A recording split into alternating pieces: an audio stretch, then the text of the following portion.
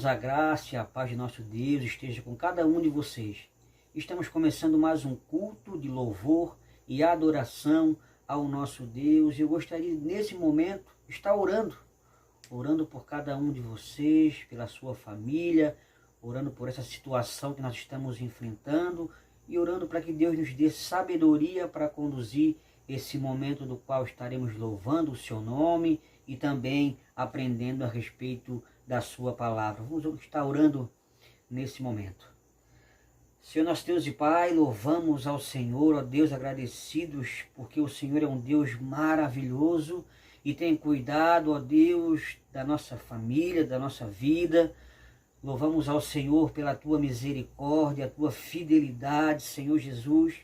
Louvamos ao Senhor e nos colocamos diante de ti, Pai, pedindo que o Senhor possa ter misericórdia das nossas vidas, misericórdia, ó Deus, do Brasil, do mundo, Deus que está enfrentando essa doença, Pai, que tem tirado a vida de tantas pessoas, que o Senhor esteja indo na frente, ó Deus, dando um basta nessa situação, ó Deus. O Senhor venha nos conduzir nesse momento de culto, de louvor ao Senhor, o Senhor venha dirigir as nossas vidas nesse momento, ó Pai. Fica conosco, Deus Santo, no nome do Senhor Jesus que nós oramos. Amém. Nesse momento do nosso culto estaremos louvando ao nome do nosso Senhor, juntamente com os nossos irmãos Murilo e Jéssica. Vamos adorar ao nome do Senhor.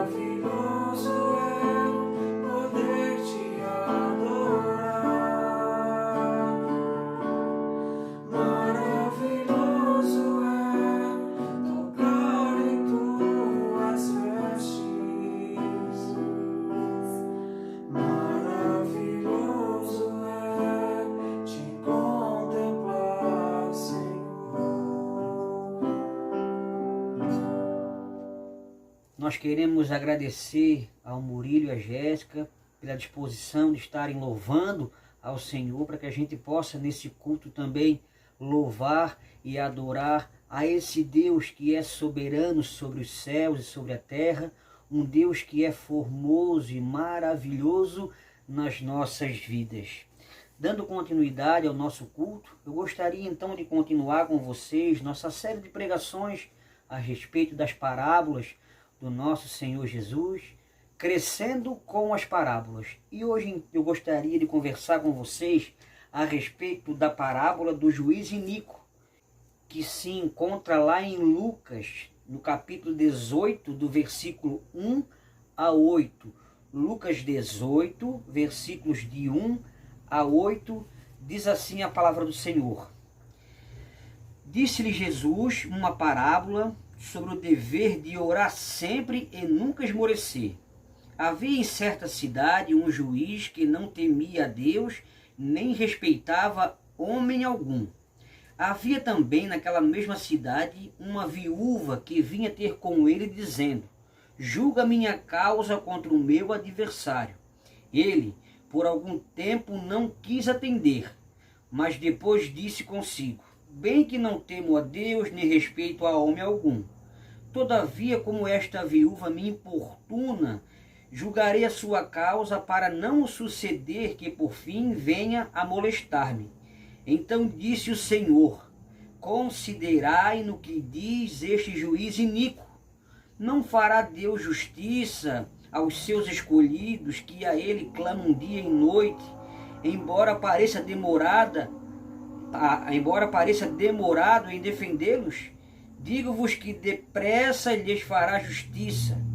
Contudo, quando vier o Filho do Homem, achará porventura fé na terra?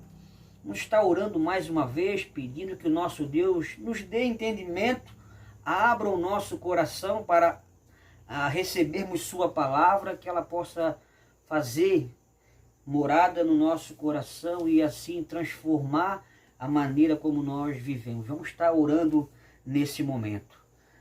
Deus bendito, louvamos ao Senhor, agradecidos ao Pai pela tua palavra lida nessa hora, Deus, e clamamos ao Senhor pela iluminação do teu Santo Espírito, Senhor, para que possamos, ó Pai, falar a respeito da tua palavra e que essa palavra, Deus, possa encontrar lugar no nosso coração, ó Pai.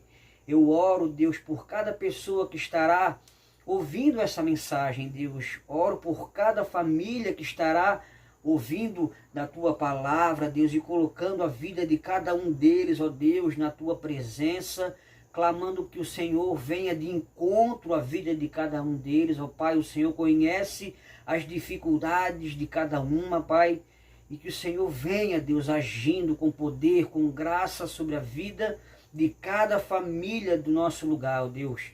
Nos dê sabedoria, nos dê discernimento, Pai, que o Senhor venha nos conduzir nesse culto de louvor e gratidão ao teu santo e bendito nome, Pai, no nome do nosso Senhor Jesus, Deus. Amém, Senhor. Jesus, ele chega para os seus discípulos, no versículo 1 do capítulo 18 que nós lemos, contando uma parábola para os seus discípulos sobre a necessidade de orar sem esmorecer, sem desanimar, sem enfraquecer. A palavra de Deus, ela é repleta de versículos que nos encorajam a buscar a Deus em oração, clamando ao nosso Deus diante dele sobre essa necessidade de estarmos sempre buscando a presença de Deus em oração, colocando nossas vidas diante do nosso Deus em oração. Sabemos que o nosso Deus é um Deus que responde às orações. E Cristo, então, ele incentiva e encoraja os seus discípulos a sempre orarem sem parar, sempre buscando a Deus em oração. E ele é o exemplo, né, de como a vida de oração ela é importante. Ele, sendo Deus, ele não abriu mão de momentos de oração.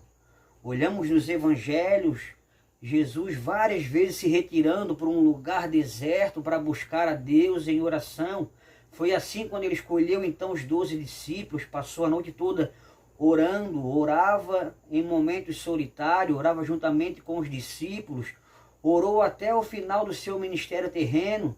No Getsemane ele orava e orou tanto, com tanta insistência, com tanta força, que as suas lágrimas, o seu suor então se transformou em sangue. Então ele é alguém que tem propriedade a nos mandar, a nos dizer que nós necessitamos da oração. E é sobre isso então que eu gostaria de conversar com vocês nessa hora, sobre o dever e a necessidade de orar sempre. O dever e a necessidade de orar sempre. Porque a oração ela deve fazer parte da vida de nós cristãos. Nós muitas das vezes negligenciamos a oração. A oração ela tem poder de transformar o coração das pessoas. A oração faz com que Deus se volte para os seres humanos. Charles Spurgeon, conhecido como príncipe dos pregadores, que viveu no século XIX na Inglaterra, conhecido pelos seus diversos sermões, que pregou a respeito da palavra do Senhor, era um homem muito conhecido diante dos homens e também diante de Deus. Diz na sua biografia que ele orou muitos anos por 2 amigos que ele tinha, pela sua conversão. Ele orava com insistência todos os dias, então, apresentando a vida desses amigos diante de Deus. E diz a biografia dele, então, que um se converteu no dia que ele morreu e o outro, então, se converteu no dia do seu enterro. Então, a necessidade da gente persistir em oração, e esse é o primeiro ponto do nosso sermão. Nós devemos orar com insistência. Nós devemos orar com insistência. Jesus vai contar essa parábola então, dizendo que havia numa cidade um juiz iníquo, no versículo 2, que não temia Deus e não temia homem nenhum. Mas nessa mesma cidade também havia uma viúva. E essa viúva então, no versículo 3, acompanhe comigo, ela que vinha ter com ele dizendo: julgue a minha causa contra o meu adversário.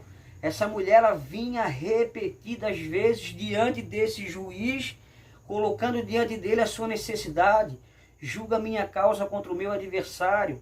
E ela então repetia isso, ao ponto desse juiz, então no versículo 5 vai dizer que, como esta viúva me importuna, era alguém que estava constantemente diante daquele homem, levando a sua necessidade, levando a sua causa diante daquele juiz que não temia homem e não temia também ao nosso Deus. E nós aprendemos com essa mulher da parábola que as nossas orações elas precisam também ser insistentes diante de Deus. Porque os judeus eles oravam 3 vezes ao dia, conforme Daniel, se você for ler Daniel orava 3 vezes ao dia, e eles achavam que se fizesse mais do que isso, Deus ia ficar chateado com eles. Mas a palavra de Deus nos encoraja a orarmos sempre. Né? Paulo vai falar lá em 1 Tessalonicenses 5, versículo 17, que nós devemos orar sem cessar. Não significa, irmãos, que nós vamos ficar o dia todo orando e não vamos fazer mais nada da nossa vida em relação aos cuidados que temos que ter. No começo do cristianismo até tinha uma seita que começou a orar e se isolar do mundo, das suas obrigações diárias e viver tentar interpretar essa palavra de maneira literal. Orar sem cessar, orar sempre, não significa que nós não teremos mais os nossos afazeres diários e ficaremos só orando, não. Mas também não significa o contrário, que nós estaremos tão ocupados com os nossos afazeres diários que não tiraremos um tempo para orar, para colocar a nossa causa diante do nosso Deus. E as nossas orações, por causa da nossa correria diária, muitas vezes ela se compara a um exemplo que eu gostaria de conversar com vocês agora, que nós fazíamos isso quando era criança. Quando a gente era criança, poucas casas tinham campainha, né? Poucas casas tinham. E a gente vinha do colégio, vinha aquela meninada sapeca, né? Aquela meninada para não dizer macriada, né? Para não dizer avacalhada, nós, o que nós fazíamos então? Apertávamos o botão da campainha e saíamos correndo. Ai daquele que ficasse por último para não ser visto pela dona, pelo dono da casa. E muitas vezes nossas orações são assim. Nós chegamos diante de Deus com aquela rapidez tão grande que apertamos a campainha e saímos. E não esperamos o nosso Deus então vir falar com cada um de nós, falar ao nosso coração. Precisamos então ter insistência na nossa oração. A palavra de Deus nos instrui que nós devemos colocar diante de Deus aquilo que nos traz ansiedade. 1 Pedro 5,7 vai nos dizer que lançando sobre Ele toda a nossa ansiedade, tudo aquilo que nos preocupa, tudo aquilo que tira a nossa paz, deve ser motivo da nossa oração diante do nosso Deus.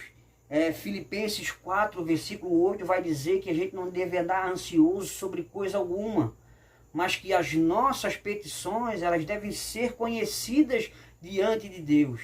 Temos que orar de maneira específica. Às vezes oramos de maneira tão genérica, oramos aqui, por lá, e não oramos causas mais concretas.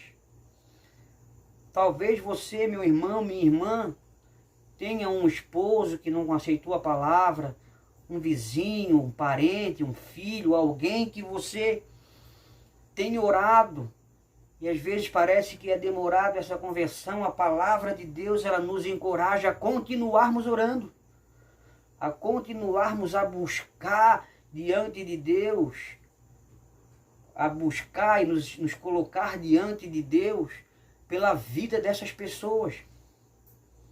Talvez seja o seu filho, seja o seu marido, seja um casamento que vai indo mal, seja um filho nos vícios, alguma coisa que para você parece que é impossível de ser resolvido. Mas nós temos a certeza de que quando nós oramos diante de Deus, de acordo com a sua vontade, Deus, ele trabalha a nosso favor, mesmo que a resposta seja não. Mesmo que a resposta seja diferente daquilo que nós pensamos. Mas nós temos confiança de que esse Deus, ele é um Deus maravilhoso. Acompanhe comigo o que diz 1 João, no capítulo 5, versículo 14 e 15. Diz assim, 1 João 5, 14 e 15. Essa é a confiança que temos para com Ele, que se pedimos alguma coisa segundo a sua vontade, Ele nos ouve. E se sabemos que Ele nos ouve quanto ao que lhe pedimos, estamos certos de que obtemos os pedidos que lhes temos feito. Esta é a confiança que temos para com Ele, se pedimos alguma coisa segundo a sua vontade. Significa então que a nossa vida de oração, a nossa vida de comunhão diante de Deus, transforma o nosso coração. E aquilo que a gente vai pedir diante de Deus, não é aquilo que Tiago vai tratar em outro lugar, dizendo que a gente não sabe pedir como convém, porque a gente pede para gastar com os nossos prazeres.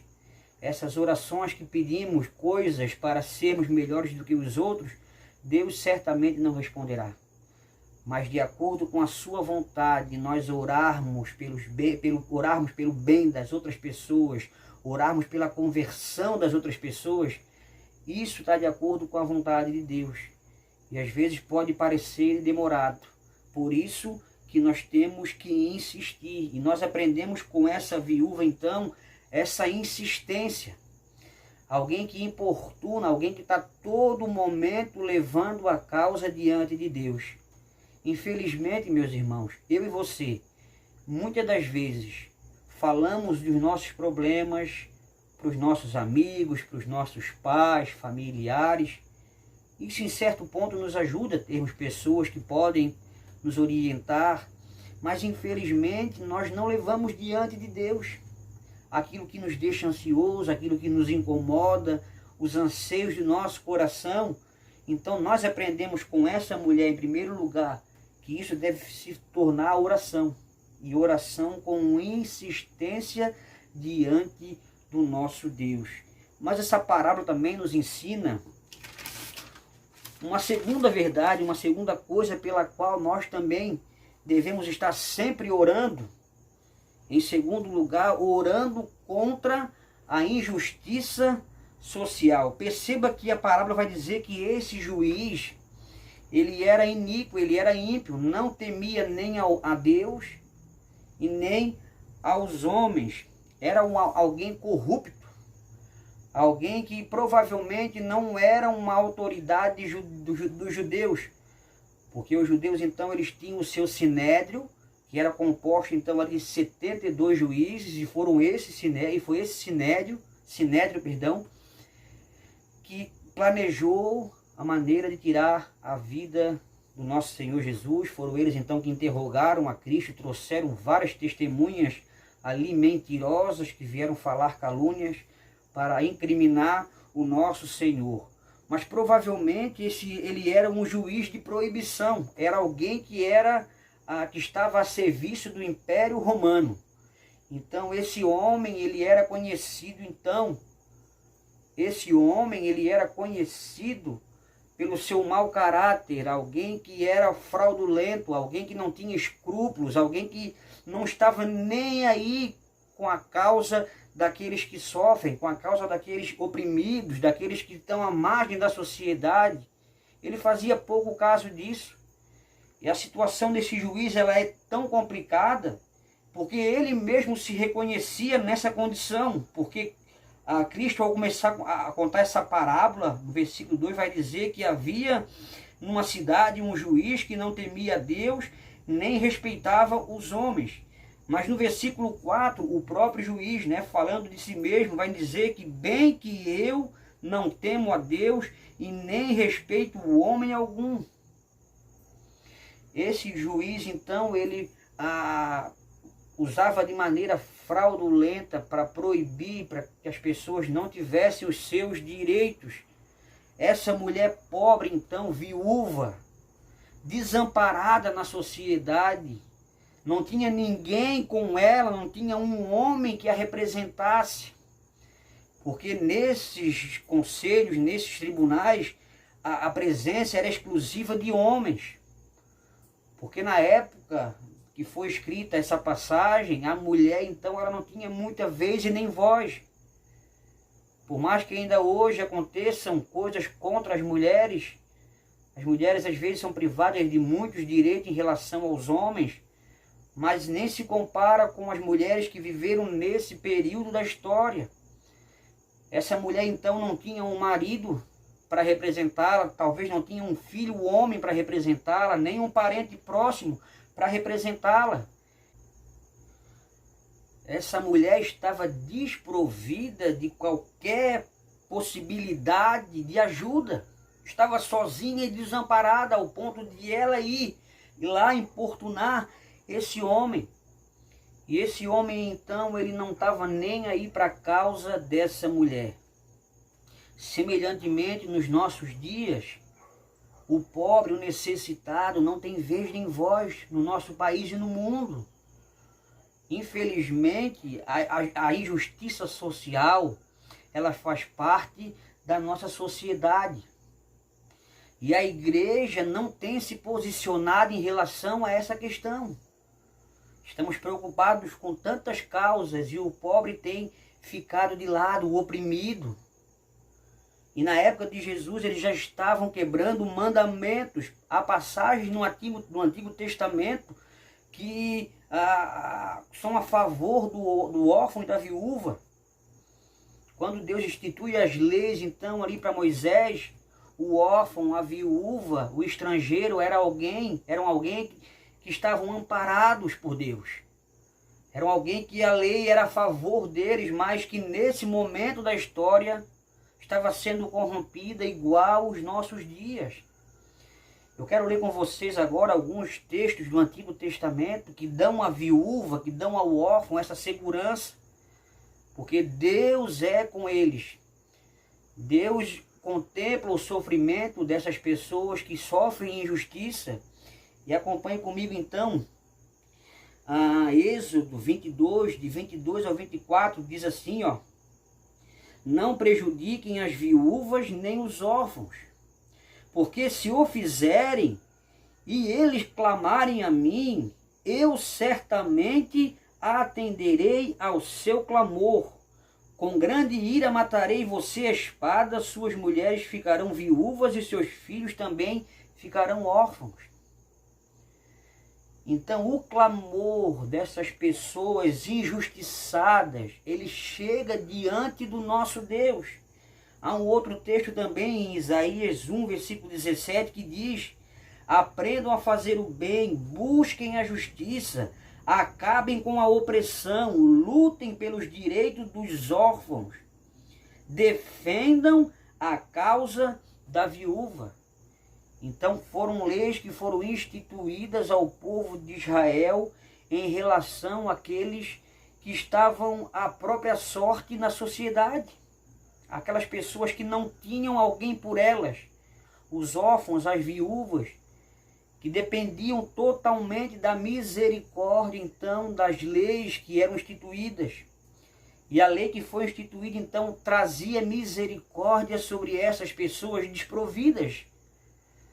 Infelizmente, hoje, nós vemos o mesmo acontecer. No Brasil, no mundo afora, há muita injustiça e a igreja não se envolve com essas causas. Eu sei que muita gente, tentando fazer essa justiça com os pobres, se perdeu no caminho do evangelho também. Porque o evangelho, ele é a proclamação da boa nova de salvação, mas ele é também um cuidado, um amparo para aqueles que sofrem. Eu sei que muitas igrejas se perderam e se tornaram apenas ONGs, que fazem esse trabalho social, mas que esquecem de pregar o evangelho. O que nós precisamos ter é um equilíbrio entre essas duas coisas. Preguemos a palavra, o evangelho que salva, que liberta, que cura do nosso Deus, mas também a igreja precisa ser esse braço social, de ver aqueles desamparados, e nós precisamos orar a Deus contra isso. Nosso primeiro papel é orar contra isso. E depois, então, diante de Deus, se posicionar contra essas injustiças praticadas contra as pessoas que sofrem. Um outro texto também, em Deuteronômio 24, 17, diz: não neguem a justiça ao estrangeiro e ao órfão, nem tome como penhor o manto da viúva. Então são leis que buscam o bem-estar daqueles que não possuem quase nada. Infelizmente, no nosso lugar tem muitas pessoas necessitando do evangelho, mas também necessitando do básico para o que comer, para o que se vestir. E nós precisamos então, ser totalmente diferente desse juiz. Quando formos votar, temos a consciência de votarmos pelo certo, de colocar o nosso voto diante de Deus. O nosso cenário político está uma loucura. Os extremos estão tomando conta. Precisamos ter equilíbrio diante dessa situação. E que a causa do necessitado, a causa do pobre, a causa daquele que é injustiçado, ela precisa ser defendida por nós cristãos. Por nós que dizemos que somos povo de Deus. Nós que fomos alcançados pela misericórdia de Deus, precisamos demonstrar esse amor e essa misericórdia.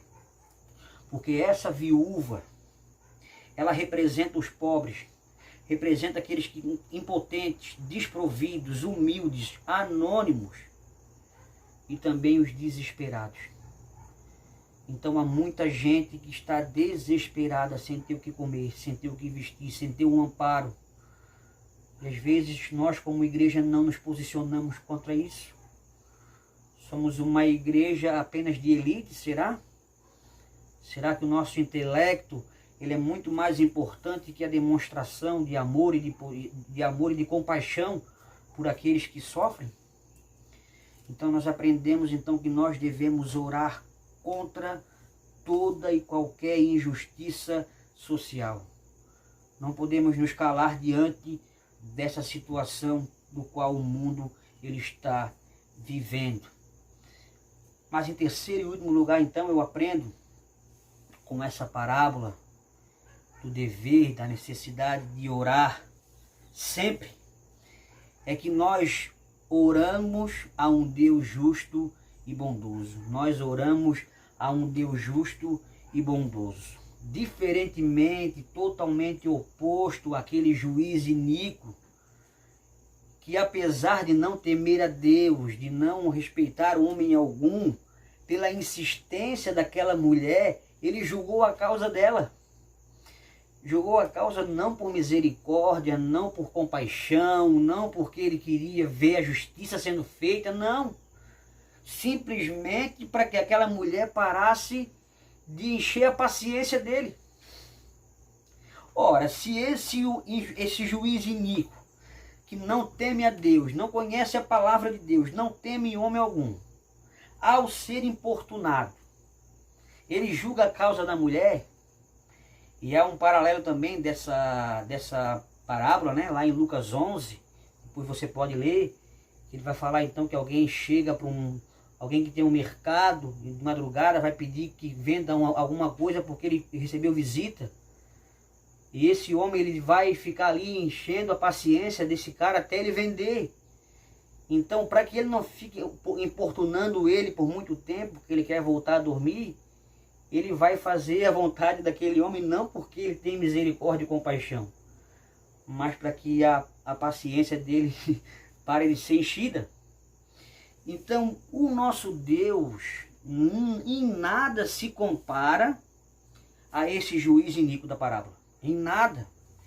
No versículo 6, né, Jesus então vai dizer, olha, atentem nas palavras desse juiz iníquo. Considere, pense no que ele falou. Ele vai julgar para parar de ser importunado. Só que o nosso Deus, ele é um Deus amoroso e bondoso e justo. Ele é diferente desse juiz iníquo. Ele é totalmente contrário a esse juiz apresentado aqui na parábola. O versículo 7 diz que não fará Deus justiça aos seus escolhidos, que a ele clamam dia e noite, embora pareça demorado em defendê-lo? Porque para a gente parece que as coisas não acontecem. Há 2000 anos que a gente vê o mal prevalecer no mundo, e esse é um dilema que nós como cristãos carregamos. As pessoas costumeiramente vêm a nós dizendo, tá, ô Billy, por que se Deus é maravilhoso, por que existe tanta injustiça, por que o mal prevalece sobre a terra? Alguém ainda que eu costumo conversar assim de maneira mais vezes falando, né? A gente conversa, vira e mexe, a gente conversa, ele fala para mim assim, Billy, se Jesus tem que voltar, já demorou. E talvez nós como cristãos também temos essa ideia na cabeça, poxa, está demorando ele vir. Mas tem um texto que eu quero ler com você lá em 2 Pedro, no capítulo 3, o versículo 8 e 9, que diz assim, 2 Pedro 3, 8 e 9, diz assim, ó. Há todavia uma coisa, amados, que não devemos esquecer, que para o Senhor um dia é como 1000 anos, e 1000 anos como um dia. Não retarda o Senhor a sua promessa, como alguns julgam demorada. Pelo contrário, ele é longânimo para convosco, não querendo que nenhum de vós pereça, senão que todos cheguem ao arrependimento. Porque embora possa parecer demorado, o tempo que Deus determina, ele é totalmente diferente de nós. Né? O nosso tempo é o Cronos e o tempo de Deus é o Kairos, é outro tempo. Para ele, para nós seres humanos, passaram-se 2000 e poucos anos depois que Cristo morreu. Mas para ele, que é todo poderoso, bondoso, pode parecer que passou apenas um dia. Então, por mais que possa parecer tardia, a justiça de Deus será feita na vida dos seus escolhidos. Por isso que a parábola nos instrui, nos leva a orarmos com insistência, porque certamente esse Deus fará justiça. Porque esse nosso Deus bondoso e justo, ele é um Deus que se compadece de nós. Porque nós temos diante de Deus o nosso Cristo que sabe o que é sofrer, que conhece a nossa natureza, conhece as nossas dificuldades, e nós podemos ter certeza que esse Deus há de nos julgar. Porque a justiça do homem, ela não promove a justiça de Deus. Mas Deus, ele vai julgar a causa. Deus, ele vai julgar toda injustiça.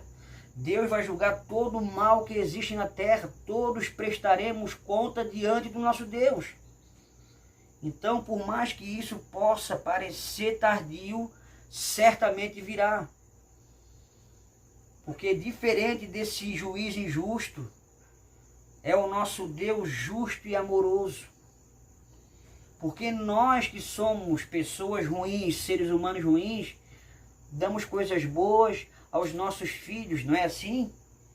E há um texto lá em Mateus, no capítulo 7, do versículo 7 ao 11, que nos diz o seguinte: Pedi e dar-se-vos-á, buscai e achareis, batei e abrir-se-vos-á.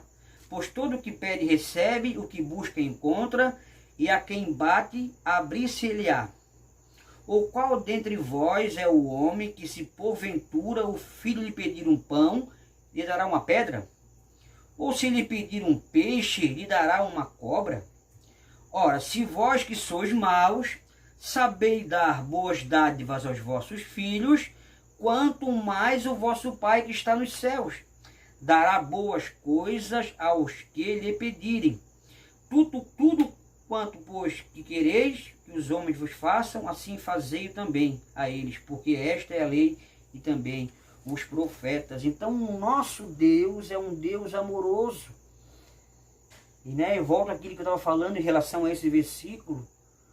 Nós, seres humanos corrompidos pelo pecado, fazemos de tudo para o melhor das nossas famílias, não é assim? Infelizmente, há pessoas que não pensam na sua família, mas na sua grande maioria, os pais, eles querem ver o melhor para os seus filhos. Os nossos pais, diante da sua dificuldade, daquilo que eles entendiam, eles fizeram tudo para o nosso bem.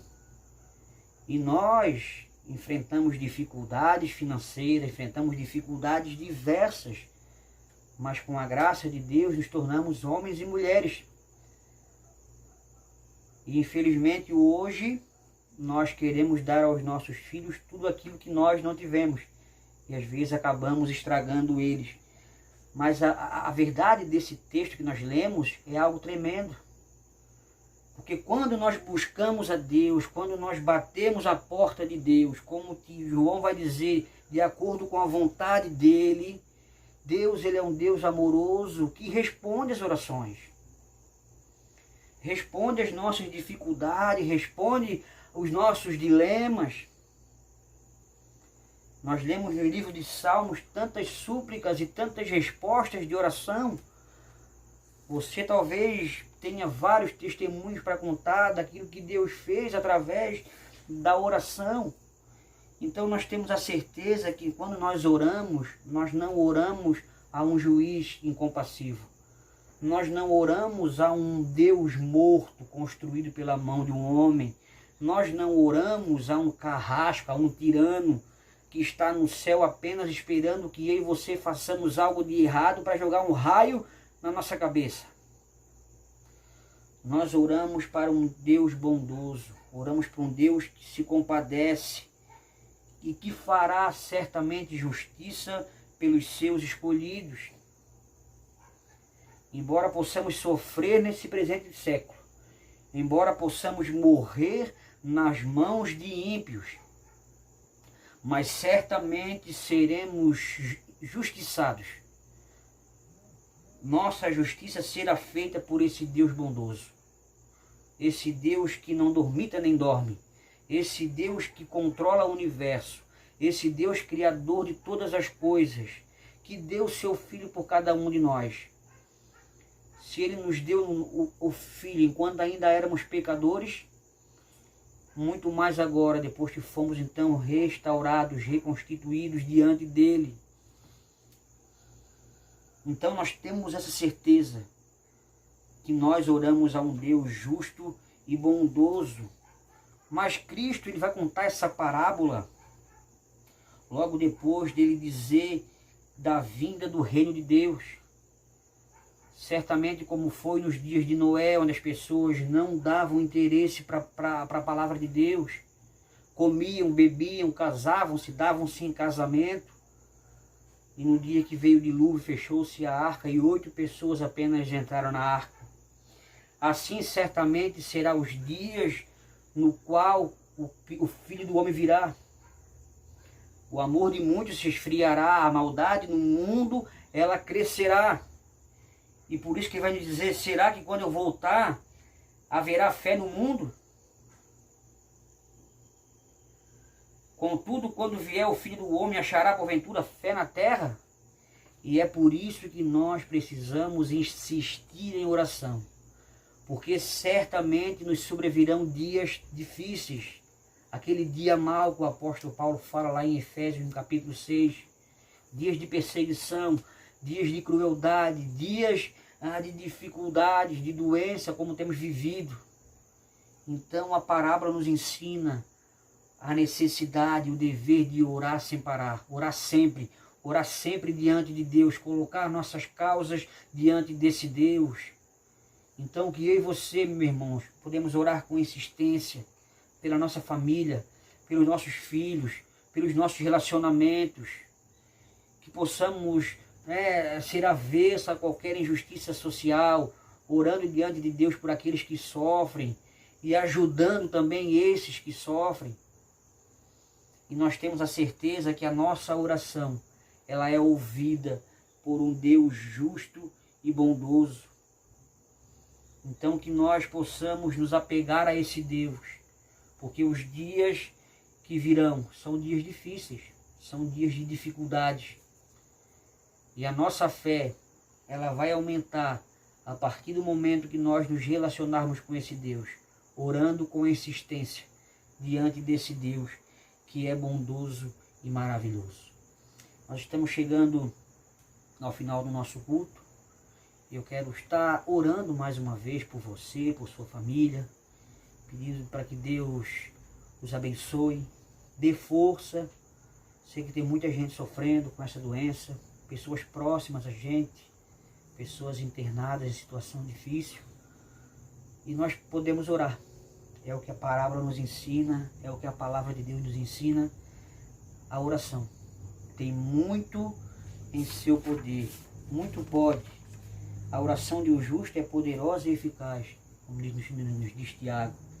Então nós vamos orar nesse momento, encerrando o nosso culto, sim, então, de louvor e adoração ao nosso Deus, colocando nossas vidas diante dele. Vamos orar, meus irmãos.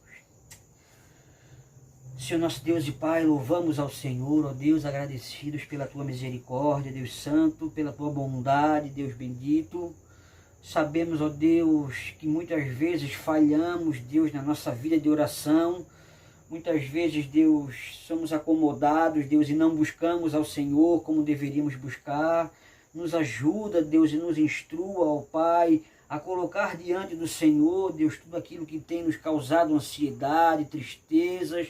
Que o Senhor possa trabalhar no nosso coração, ó Deus, e que essa vontade, Deus, de te buscar seja reacesa no nosso coração, Deus.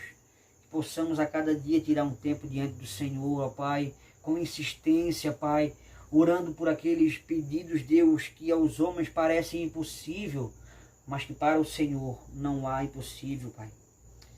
Nós louvamos ao Senhor pela Tua bondade, Deus Santo, e pela Tua misericórdia, e clamamos, Deus, por um coração, Deus, bondoso diante dos homens, ó Deus, de um coração sensível, Deus, às mazelas daqueles que sofrem, Deus, das dificuldades que enfrentam aqueles menos providos da nossa sociedade, Deus. Louvamos ao Senhor pela certeza de orarmos a um Deus bondoso, um Deus justo, um Deus que é compassivo, está sempre com os braços abertos, Deus, a nos acolher, ó Pai, e nos ajuda, Deus, a buscar estes Teus braços, sempre que precisarmos, Deus, e sempre também que estivermos bem, Deus bendito, abençoe a cada uma pessoa que está vendo esse vídeo nessa hora, cada família, Deus, entra com providência, Pai, entra com a tua cura, Pai, entra com conversão de almas, Deus Santo, abençoe o teu povo, Pai, abençoe a tua igreja em Areias de Baixo, abençoe esse momento do qual nós estamos passando, Deus.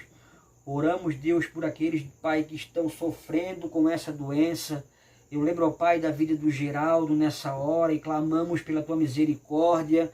Que o Senhor venha intervir naquela vida, Pai. Traga cura ao Geraldo, Deus.